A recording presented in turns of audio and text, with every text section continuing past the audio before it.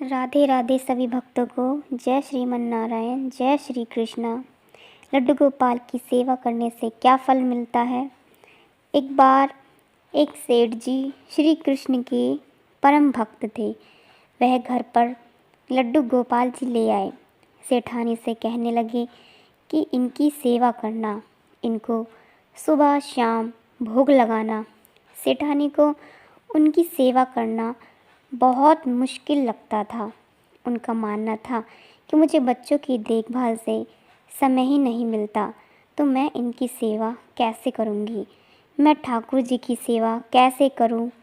एक दिन उसने लड्डू गोपाल जी को अपने बंगले के बगीचे में मिट्टी खोदकर दबा दिया। अपने पति को कहा कि लड्डू गोपाल जी चोरी हो गए।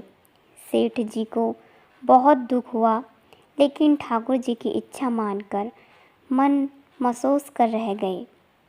इसी प्रकार कुछ दिन बीत गए।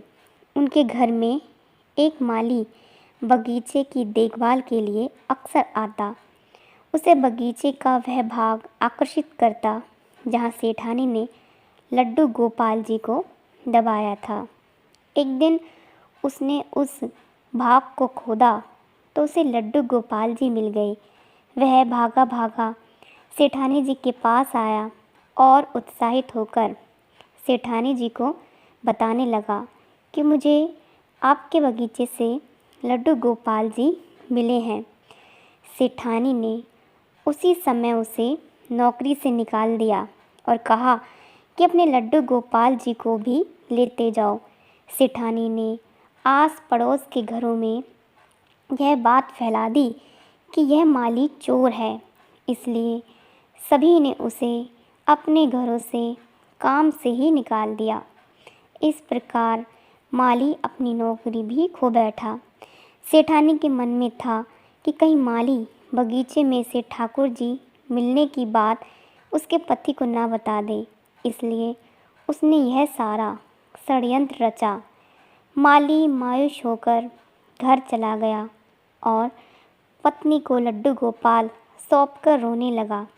पत्नी ने कहा कि रो क्यों रहे हो, यह तो अच्छी बात है कि आप लड्डू गोपाल घर पर लेकर आए हो, इसमें रोने की क्या बात है।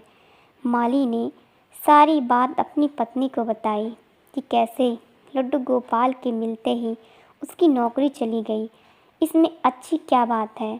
पत्नी ने पति को ढांढस बंधाया और कहा कि ईश्वर पर विश्वास रखें, इसमें भी उन्होंने कुछ न कुछ अच्छा ही सोच रखा होगा हमारे लिए। मालिन ने लड्डू गोपाल जी को साफ कर स्नान कराया और उन्हें घर के मंदिर में स्थापित कर भोग लगाया। जो मिट्टी ठाकुर जी साफ करने के बाद मिली थी, उसने अपने पति से पूछा कि इसका क्या करूं। माली ने कहा कि बाहर आंगन में इतनी सारी मिट्टी पड़ी है, उसी में मिलाकर इसे फेंक दो। पत्नी ने मिट्टी बाहर पड़े ढेर पर फेंक दी।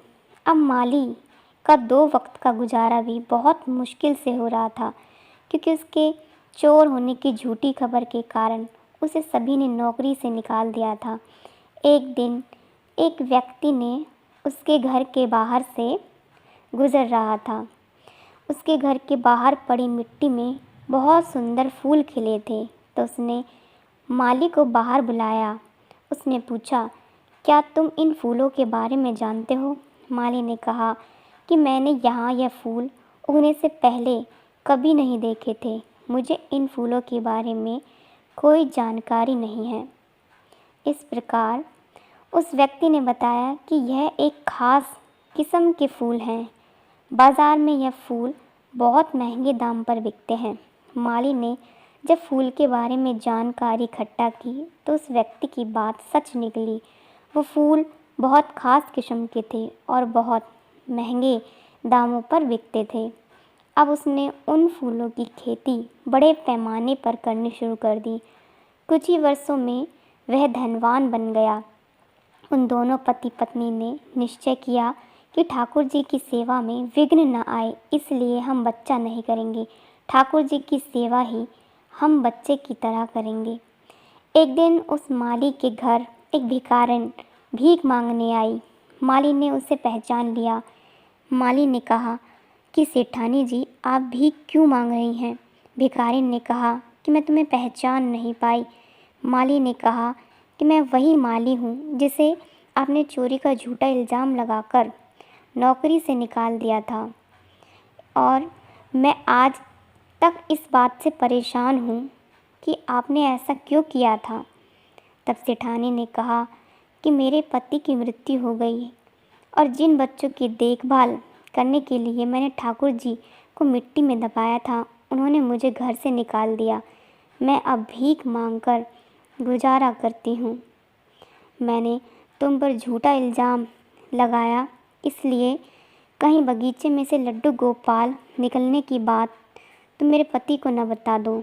माली ने कहा कि अब आप परेशान ना हो, आपकी सेवा मैं करूँगा, क्योंकि कारण चाहे जो भी हो, लेकिन आपकी वजह से ही मुझे लड्डू गोपाल जी मिले और उन्होंने तो मेरा जीवन ही बदल दिया। बोलो लड्डू गोपाल जी की जय। जय श्री कृष्णा। इसी प्रकार की अन्य भागवत कथाओं के लिए हमारे चैनल के साथ जुड़े रहिए। राधे कृष्णा। जय श्री हरि।